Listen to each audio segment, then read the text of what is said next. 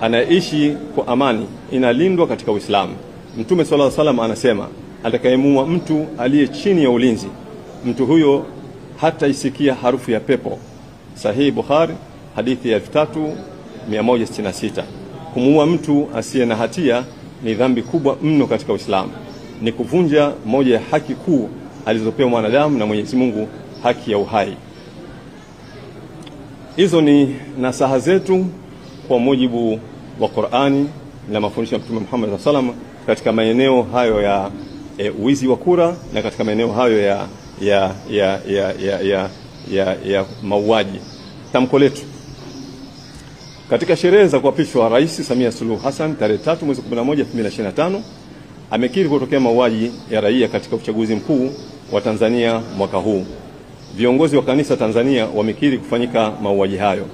Waislamu wenye macho ulul albab Tanzania pia wamekiri kufanyika mauaji hayo. Vile vile waangalizi wa uchaguzi wa Jumuiya ya Maendeleo Kusini mwa Afrika SADC, Umoja wa Afrika AU na Umoja wa Ulaya EU wamekiri kutokea mauaji ya raia katika uchaguzi huo. Kwa mujibu wa sheria za Tanzania na sheria za kimataifa, waliouliwa ni watu wasiokuwa na hatia, innocent, mpaka pale mahakama itakapothibitisha makosa yao. Kwa muktadha huo, moja, tunalaani vikali mauaji ya watu wasio na hatia waliouliwa katika uchaguzi mkuu 2025. Mbili, kwa huzuni kubwa tunatoa rambirambi kwa familia na ndugu wote wa raia na wengine waliopoteza maisha katika mashambulizi na ukatili uliofanyika katika kipindi cha uchaguzi. Tatu, tunasimama kwa mshikamano na ndugu wa marehemu katika kipindi hiki cha majonzi makubwa.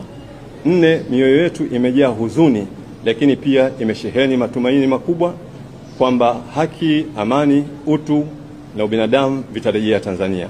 Tano, tunalani uharibifu wa mali za raia wasiokuwa na hatia katika uchaguzi huo. Sita, zoezi la kuhesabu kura katika vituo vingi halikufanyika kabisa. Mawakala hawakupewa nakala za majumuisho ya vituo. Nakala ya majumuisho haikubandikwa nje ya kituo. Nyaraka za majumuisho ya vituo hazikujumuishwa kabisa katika kata. Majumuisho ya kata hayakufanyika kabisa katika jimbo. Tunalani ufisadi na ulaghai huo mkubwa uliofanywa na mamlaka za dola katika uchaguzi mkuu wa rais, wa bunge na madiwani Oktoba 29, 2025. Saba, tunashauri viongozi wa dini, viongozi wa staff wa serikali na taasisi za haki za binadamu waombe kukutanisha serikali ya CCM na wapinzani wake kujadili mustakabali wa taifa. Nane, tunashauri serikali ya CCM itoe haki kwa Watanzania kuandika katiba mpya ya taifa lao.